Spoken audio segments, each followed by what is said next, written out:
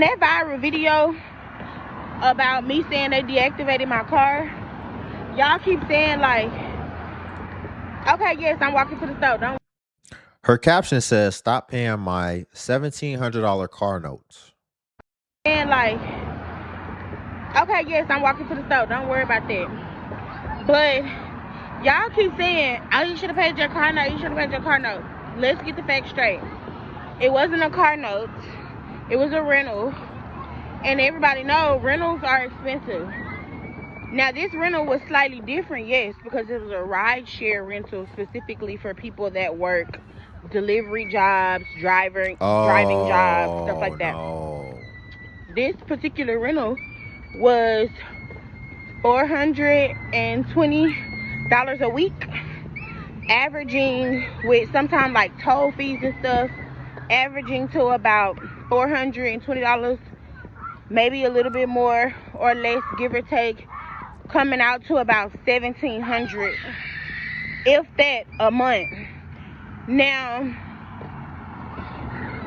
when like there's no such thing as, oh, I'm not gonna pay this week, I'm gonna pay this week the following. No, you have to pay all of that week, and nothing less.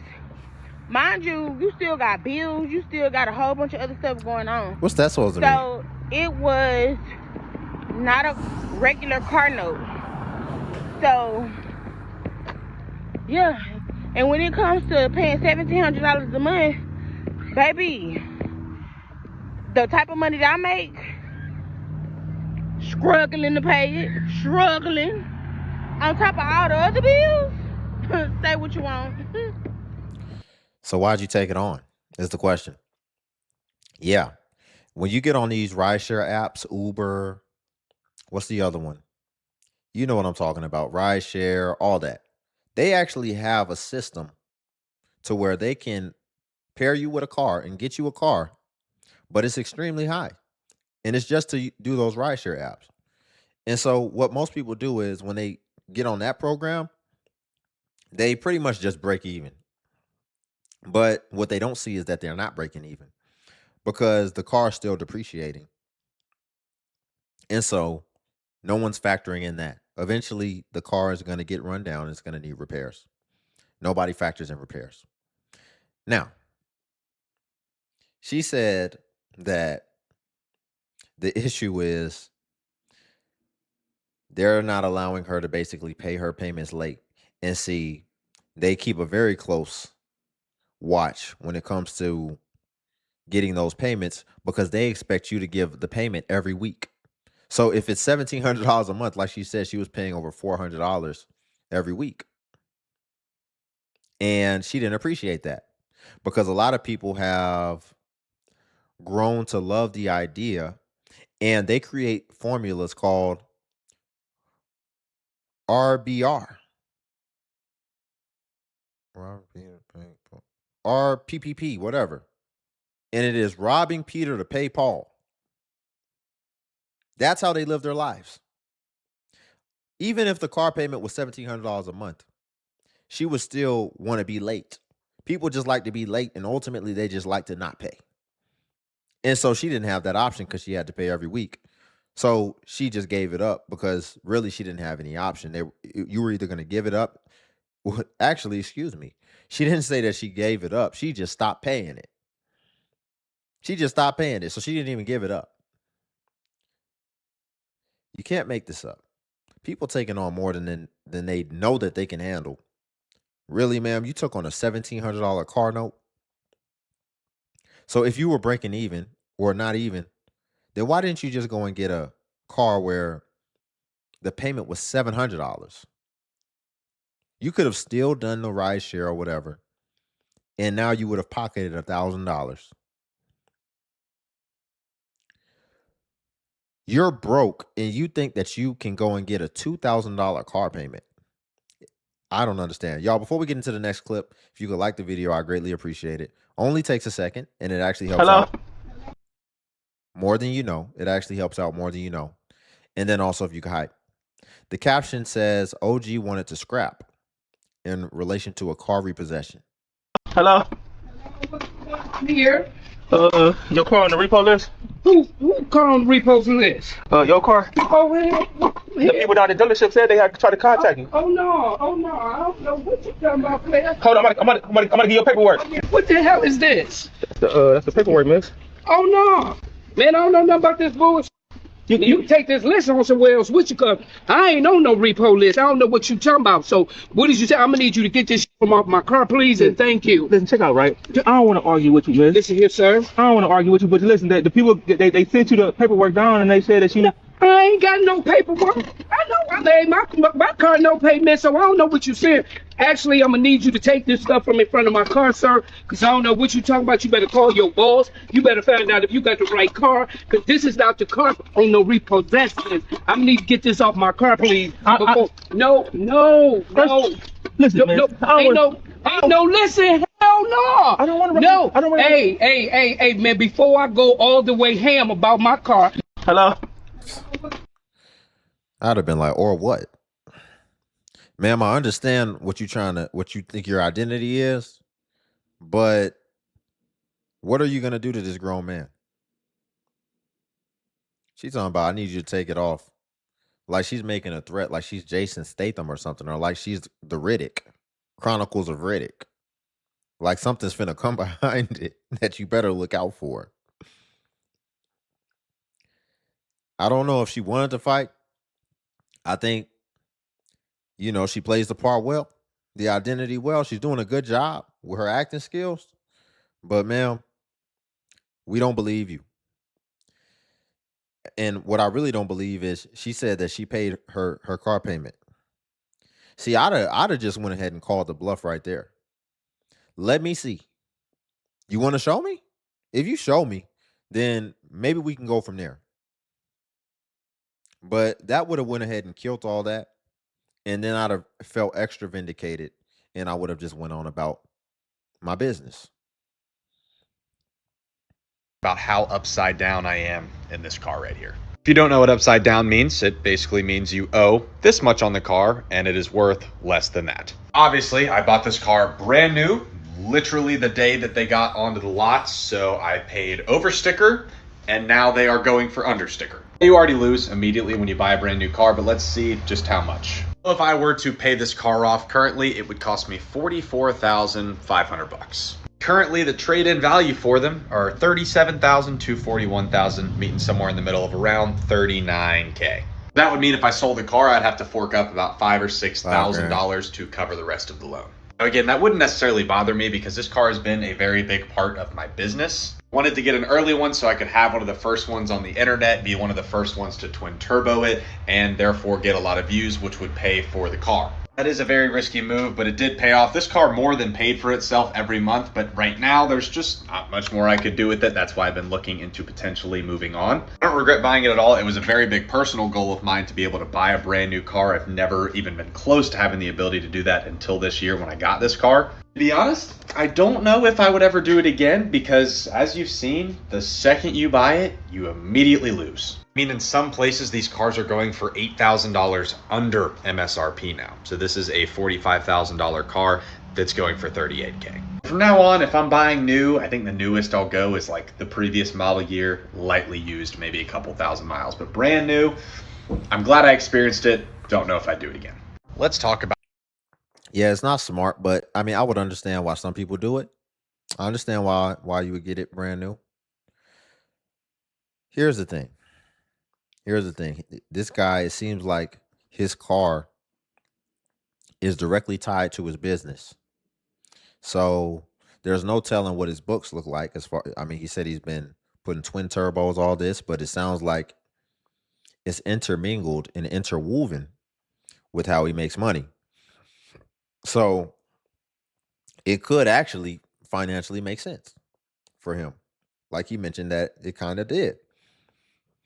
But of course, once you drive it off the lot, it pretty much loses at least what do they say, 10-15% right there as soon as you drive it off. But it just depends. What it ultimately comes down to is your financial decision. However you incentivize yourself. I like to live my life based off of incentivization. So For me, I can make some irresponsible decisions, which aren't really irresponsible. I look at it as living life, but it's really going to come down to how I incentivize myself to do it. If I incentivize myself in other ways, for example, if I incentivize myself to make more money, then it could fiscally and financially make sense, especially like he said, if it's interwoven and tied to your business for a plethora of reasons. But it's work hard, play hard. It's just that simple. And so if you do it that way, then I respect it. But if you do it like the other woman did, which is you don't deserve to have a $2,000 car payment. You don't deserve whatever car you got that was costing you $2,000 a month. What made you think you deserved that? What did you do to earn that? And so ultimately you got that and it pretty much buried you. And it only made your life harder. And it was a self-inflicted wound when it was all said and done. The description says woman says she's paying $2,000 a month for a Ain't got to check here, check there, check here. she's paying so another $2,000 a month person for a 4-year-old vehicle and still owes over $100,000. Says she's ready to get her BMW truck repossessed. I bet you are. I finally made it up to a point in my life where I set all my bills on auto pay, right? Yay me. I'm excited because I'm like, yeah, I ain't got to check. I ain't got to log in here, log in here, log in here. I ain't got to check here, check there, check here, check here to see if I made sure I pay this because, baby, listen, I will forget. So I got all my bills set up on auto pay so I don't have to worry about no bills not being paid, right? So something tells me to go check my car because I want to see how much I have paid on it since I had got it like last year. Just because you have your bills on auto pay doesn't mean you don't still need to have visibility over your finances. To go check my car because I want to see how much I have paid on it since I had got it like last year, March, April, February, March, somewhere around that time when I had got my BMW X5. So I checked my Capital One, which is, who I got my van through, and I'm like, okay, yeah, okay, we almost halfway there, almost done. But I signed in to check my BMW, and it said I only paid $5,000. I'm like, no, I'm being scammed. Because not only am I on auto pay, but I'm paying I'm paying $19.93, which is a hell of a lot, right? I know. That was the stupidest thing I ever done. But anyways, I'm paying $19.93 a month for my BMW X5. And y'all telling me that since last year of March, I only paid $5,000 towards my car? Wow. Yeah, that's how loans work, especially when you have really high interest rates. That's 24 grand a month. That's 24 grand a month. Imagine if she only had to pay half that and she could be retaining 12K net a month. Because remember, we live in the US. We pay taxes. But when we purchase, we pay with our net cash. We don't pay with our gross cash. So that means that she got paid, then she got taxed, but then she paid this amount. She's paying 24 grand out of her net profits that she takes home.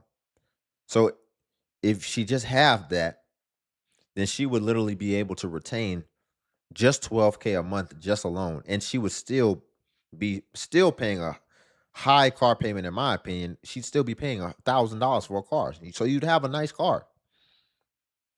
Doesn't make sense.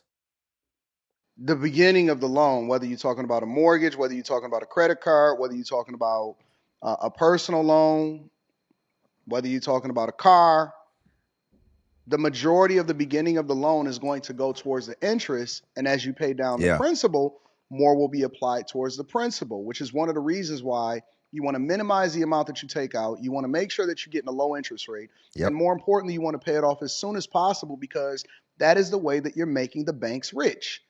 The banks Yes. make money off of lending you money, and the way that credit scores work is that they're looking at your ability to be able to pay it back, which is very bad. If you don't need banks and you don't want to use them, but the only way that you want to use them is if it actually benefits you not to be a bigger consumer.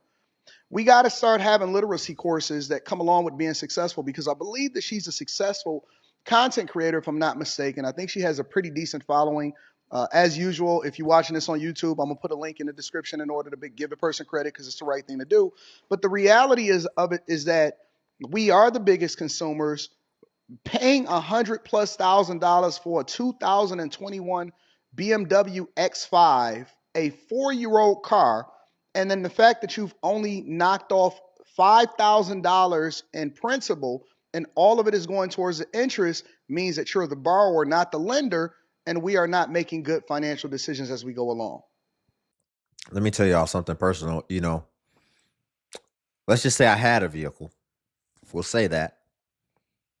And I was paying, I figured out that I was paying $250 in interest every month. My interest payment alone was $250. I didn't really care that much, but one day I reflected and I thought about my first ever car that I ever had, which was a Chevy Impala. Or that wasn't my first car. That was my second car. The first car that I had was a Lemon, and the engine blew out 2 weeks after I bought it. And I paid cash for that. And so that's what led me to finance a car and just be done with it. And so the first ever car that I financed, my payments were like $260 a month. And so I remember I was looking at the interest payments and I said, that was how much my first car was. That I was paying for that for the month, and I'm paying that in interest. And so long story short, let's just say I wasn't going for that no more. So the interest stopped. I didn't have to pay the interest anymore because I refused, because I really thought about it and I contextualized it and I said, no, I can't live my life paying invisible money to somebody. I refuse. I completely opted out, and I decided I wasn't going to be a part of that. And if I can help it, I'll never be a part of that again. I don't want to pay interest for anything. I don't want to owe anybody. I don't want to be an interest slave to anybody. If you're an interest slave to somebody, understand they have just made you a worker for them.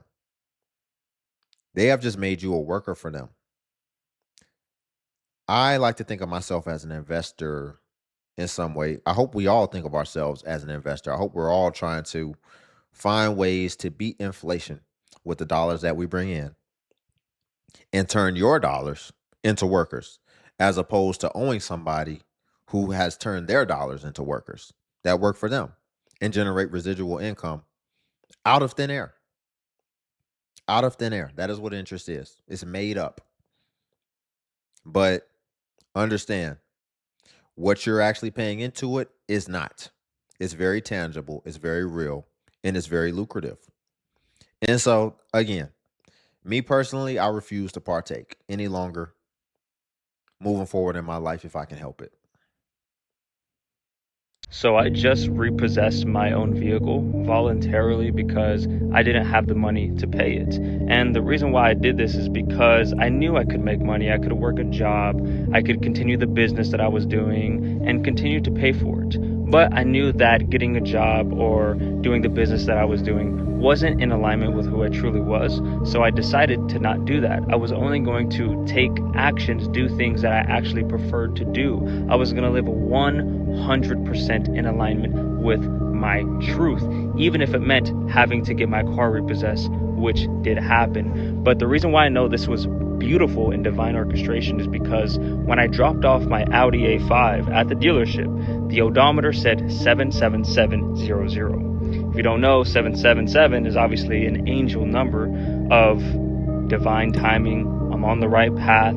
Everything's working out for my highest good. And this was one of the most challenging decisions I've had to make, because I've been paying this car for like 3 years, right? And obviously I really love the Audi. It's a luxurious car, all this stuff. Everyone was telling me that's the most stupidest thing you could do is repossess your vehicle. Like, do a job, do something to make money so you can pay for that car. But I knew that that wasn't the answer. So this is just a video that I'm making for you to listen to yourself. I repoed a running back car. Huh. So apparently he repoed a car that was running.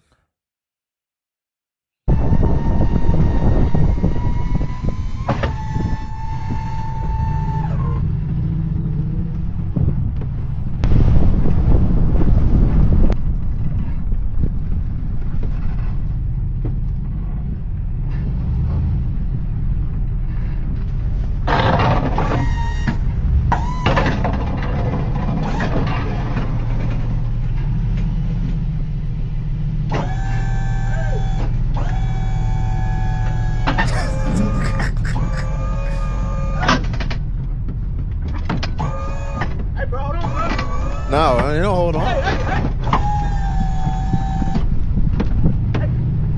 Oh man.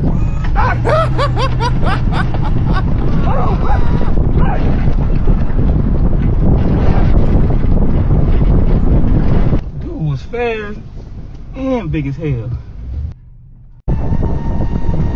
I know he was happy that day. Who I'm referring to as the repo driver. It don't get no smoother than that. You didn't have to do no talking, no discussion, no back and forth. Because understand, we watch it and it's fun when we watch it because we're not involved in it all the time. The drama of somebody trying to dispute what they know they failed to do, which is you failed to pay your rent. You know that this is justified, but you still want to sit here and argue with me. We like watching it because we still know ultimately what's going to happen.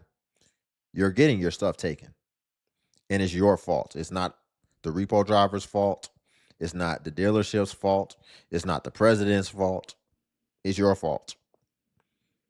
But I'm sure for the repo driver, it gets very old. So we didn't get the drama in here. It was still funny because he was running. But I'm sure for him, this was a great day. He's happy that he was able to get the outcome, and he was ultimately able to avoid the drama and really just the BS. It said, the caption says, or the description says, getting my car service A at Mercedes. Have you ever wondered what it's like to service a Mercedes? I need service A. It's already overdue 300 miles. So let me take you with me. I just got here. And low-key, my car is so dirty. So this is how much it's gonna cost. $419. I have no idea if that's literally cheap or not, or expensive. This is the waiting area. And they said about an hour, so that's why I got a cafecito. They also have like a little shop where you could like shop for accessories and stuff. I feel like as a girl coming to a dealership, it's like, I don't know, like I don't even know what I'm doing. There's like a service A and a service B. I know the B one is a little bit more expensive. All I know that this is expensive for me. And it's crazy. Because She said, all I know is this is expensive for me. It was only $420. You have a Mercedes. You came out very well for your maintenance service for a Mercedes. Could have been much worse.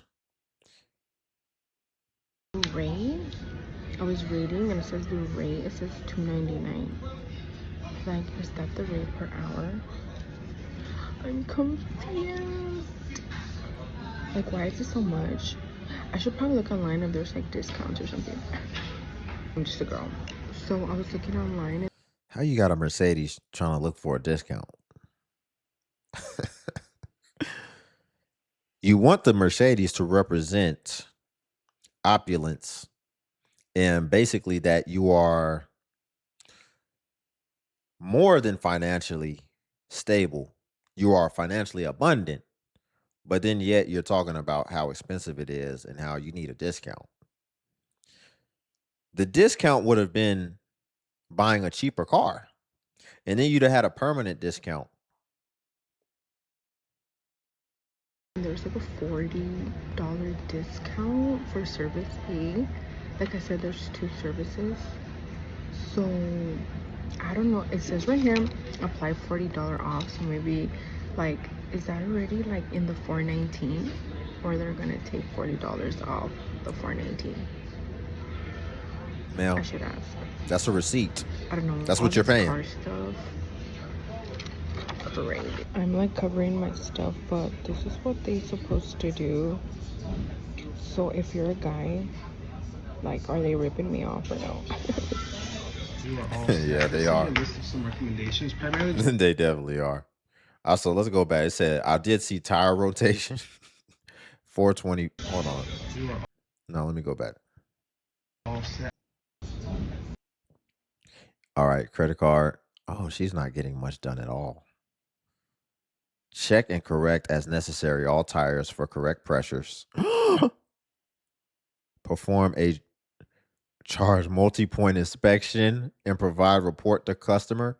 Includes lighting, under vehicle components, under hood fluids, under hood components, tread depth, brake lining condition, drivetrain condition. Oh, perform a service as maintenance, includes tire rotation and applicable. Install motor oil conditioner. Oh, you got ripped off. 420. And really, they're just looking at it, making sure that your tires are full, which you can look on the tire and do it yourself and make sure it's where it needs to be. And also, your car has a gauge that'll tell you if your sensor's working, then you don't need them to check that. They're just doing they're looking under, making sure you're not running under big rocks or running off the road, hitting the curb, hitting underbody components. If you haven't been doing that, then it should be good. And then a tire rotation. So ultimately, the only thing they're doing, actively doing, is they're just going to rotate your tires. Everything else is just checking in. That's if they check it. They're just going to check real quick. So congratulations. You paid almost $500 for a tire rotation. So yeah, you got screwed. It says unemployment led to the repossession of my Mercedes. Okay. I'll go into a little bit more detail. The Mercedes, y'all say the engine light was on in my other car. It's a Cadillac. Like, that car is different. The Mercedes got repossessed. Let me tell you something. I cried. I felt like I fought for that car. I felt like I was walking, taking a bus. I was so skinny because that's the only way I could get around. Riding my bike. I got that car. I saved up so much money. Like, that was my baby. I know it's so stupid to be like emotional over something. So it's a car, but I fought for that car. That was my car. And it got repossessed and they pulled it out my driveway. And it was on my wife's birthday. I remember it. It hurt, man. It hurt. I'm telling you, this shit humble you. It'll humble you. I ain't trying to cry on here. I hate people that do that. All right. Okay. I'll go into a little bit more detail. The Mercedes, y'all say the engine light. Ma'am or sir, man up. What you crying for? You gotta pick. You gotta decide which side you want to be on. And if you want to be on this side, man up. Why are you crying over such trivial matters? Was on in my other car. It's a Cadillac. Like, that car is different. The Mercedes got repossessed. Let me tell you something. I cried. I felt like I fought for that car. I felt like I was walking, taking a bus. I was so skinny because that's the only way I could get around. Riding my bike. I got that car. I saved up so much money. Like, that was my baby. I know it's so stupid to be like emotional over something. So it's a car, but I fought for that car. That was my car. And it got repossessed and they pulled it out my driveway. And it was on my wife's birthday. I remember it. It hurt, man. It hurt. I'm telling you, this shit humble you. It'll humble you. I ain't trying to cry on here. I hate people that do that. All right. Okay. The caption says they repossessed her 2018 BMW X6 and sold it for $7,000. The market value was $25,000. That is not just low, that is potentially illegal. All right, so I had to come back to this repossession case because there is a second violation that. I don't know if we can do All right, this. so I had to come back to this repossession case because there is a second violation that I need to talk to you guys about. This one is going to make your jaw drop. So, we've already talked about how the creditor told my client that the vehicle would be sold at a private auction, but then it was sold at a commercial auction instead. That alone is a serious violation. But when I dug deeper into the sale documents, I found something else. The vehicle was a 2018 BMW X6, okay? In 2025, when this vehicle was sold, the market value depends on the mileage and the condition. So that was roughly between like $18,000 to $25,000, okay? They sold the vehicle for $7,000. $7,000 for a vehicle worth up to $25,000. This is not just a low sale price. This is potentially 60 to 70% below the market value. And that matters enormously because the law has something that says something about that under the UCC code, section 9-610B. And I'm always going to give you guys the laws because I want y'all to look. A creditor who repossesses and sells your vehicle is required to conduct what is called commercially reasonable sale. That means that they cannot just dump your car at any price to any buyer and then come back and chase you for the difference. The sale has to be conducted in a commercial reasonable fashion, okay? The method, the manner, the time, the place, the terms of the sale all have to be reasonable. When a 2018 BMW sells for $7,000 at an auction, that can raise some serious questions, and it did, because is the sale reasonable at that point? Now here, Imagine the person, the business owner, the dealer owner who bought that BMW for $7,000. That just made up for all the losses they probably took. And then they'll still make a little something. That they're about to make an incredible profit off that. An incredible profit. Because they're still, even what she was saying the fair market price is, they're still going to hike the price up even above that. And they only paid $7,000 for it. That is lucrative. That is incredible. That is definitely right time, right place. And I wonder if a lot of the institutions are doing that in order to just hurry up and get rid of the vehicle. I wonder if they're selling it for that low. That is wild. here's where it gets even more powerful, okay? And again, all states have different laws, so I want you guys to pay attention, okay? Pennsylvania adopted what is called the rebuttable presumption rule under UCC 9-626A2. Here's what that means in plain language, okay? If a creditor fails to conduct the sale in a commercial, reasonable way, Pennsylvania law presumes that the deficiency balance is zero. Let me say that again. Let's run it Whoa. back. If they did not handle the sale properly, the Wow. law presumes that you owe nothing. The burden then shifts to the creditor to prove what you actually would have owned, or that the sale was done correctly. Right. That is not a small thing. That is the entire deficiency balance potentially wiped out because they sold your car for a fraction of what it was worth. Now, I want to be clear. This does not mean everyone with a repossession automatically owes nothing. That is not the goal. My goal with educating you guys also is not for you to find some loophole to avoid paying your bills. If you owe it, rightfully pay it, right? Each situation is different, and specific facts.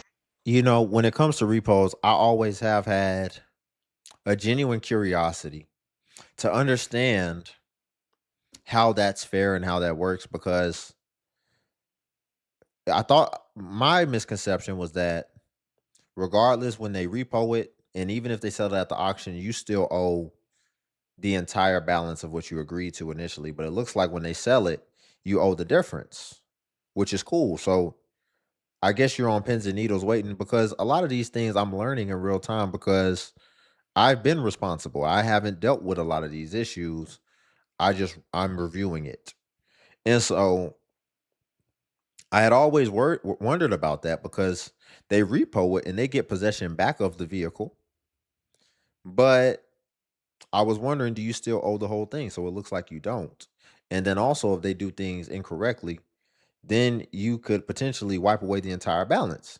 And I would think most people don't continue to track it that far, but I would think they would, because if the difference is going to be what they're going to ultimately owe, I would think they would want to know the context behind it. So this is a really cool thing to learn, in my opinion. It's one thing when you get evicted and you know you owed all that rent previous and prior, but now you no longer have the property. And so you're still on the hook for that, which most people still never pay that.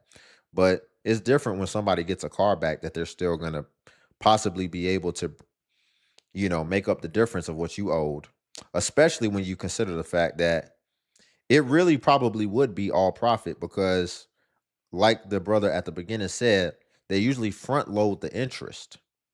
So most of what you were paying at the beginning anyway was interest. If a car is worth 30 grand, but the way that they spaced out your terms is going to have you paying 50 grand for the car when it's all said and done, then that's completely different than owing somebody rent, because of, in my opinion, the predatory lending practices that people willingly sign up for, but it is predatory nonetheless. Of your case matters. But what I am telling you is that you have a repossession and that you have never looked at what your vehicle actually sold for or compared it to what it was worth at the time of sale. You might be missing some critical information, a critical piece of information that could change everything about what you owe. The creditor is not going to voluntarily give you this information. They're going to send you the How do you deficiency get it? balance and expect for you to pay it. They are counting on you not knowing that there are legal standards governing how they handle the sale of your vehicle. There are consequences if they do not meet those standards, but you have to request that information. And when you request that information, you have to look at that information. You have to find out what your vehicle sold for, look up the market value at the time of the sale. And if something does not add up, you need to know the law is on your side. She said you have to look at the information. No, people, it's 2026. You have to take a picture of the paperwork, put it in ChatGPT, and let ChatGPT look at the information. And ChatGPT can even compare that to the laws in whatever state you're in, whatever jurisdiction you're in. And they'll probably even be able to extract and understand what your car was worth at the time. It can do everything within that space, within that time frame, within a short time frame. Empower yourselves with all these things that we have. If you utilize it. This is exactly the kind of analysis that I do when I'm working on repossession files. Book your credit confidence audit through the link in my bio. Make sure, do me a huge favor, share this information so more people are educated. See, and this is the difference between savvy people and sleepwalkers in this world. Because a savvy person like me, I just learned something new. And now I can take this information and then I can fill in the gaps using what's accessible to me, because I'm resourceful. And I would never have to pay this woman if I actually ran into that situation, or if I knew somebody that was in that situation. But the sleepwalkers who need everything done for themselves, they just learned exactly what you need to do and what you need to understand. Yes, it's going to take a little bit more on your part to go and do the research, i.e., work with AI, leverage AI, who can do research. The AI can search engine as well, and run search engines and look on your behalf, and then bring the pertinent information, organize it for you to be able to understand it. And then it can even guide you and tell you best next steps as far as how you should move forward. So they would still, it's funny, you get your car repoed, that means you don't got no money, but you would pay her to do something that you actually have the power to do on your own, which only shows why you're in the situation, because you're not resourceful. So I say this to flag that in people's brains, to wake up and to understand everything that's accessible to us. But it is going to take some initiative, and it also is going to take some willingness to be able to empower yourself so that you can actually do what needs to be done. I wouldn't even need her. Thank you for sparking the information in my mind. And now I can take the ball and run from there. But other people, they done got the spark, and then they would still need a done for you service when they can feasibly do it for themselves. It's a lot of people who can do things for themselves, but then disempower themselves and then act like they're helpless. We'll leave it there for today. If you could like the video, I greatly appreciate it. Only takes a second, and it actually helps out more than you know. And also, if you could hype. Hype is a new feature that YouTube offers where it helps smaller content creators like myself. And basically, when you hype, it actually pushes us to the extent that it pushes the larger content creators. So you just press the hype button and it shows the points. And since I am a smaller creator, a smaller channel, we actually get more points per hype. And hype was designed for smaller creators. So that's why we get more points. But if you run across a video and you don't see the hype button, then it's probably been 7 days. And hype usually vanishes after 7 days. So that's why you won't see it there. So it's usually best practice if you want to hype to just go ahead and hype a fresh video and to hype while the iron is hot. And then also if you want to become a member, then you should see the join button on this video. And what becoming a member of the DXU family would come with is you would get badges next to your comments where people will be able to see that you're a member when you leave comments, as well as you would get early access to content, as well as exclusive content that's not available for everyone else on YouTube. So again, if you want to become a member, join buttons on the video. But until then, I'll catch you in the next video.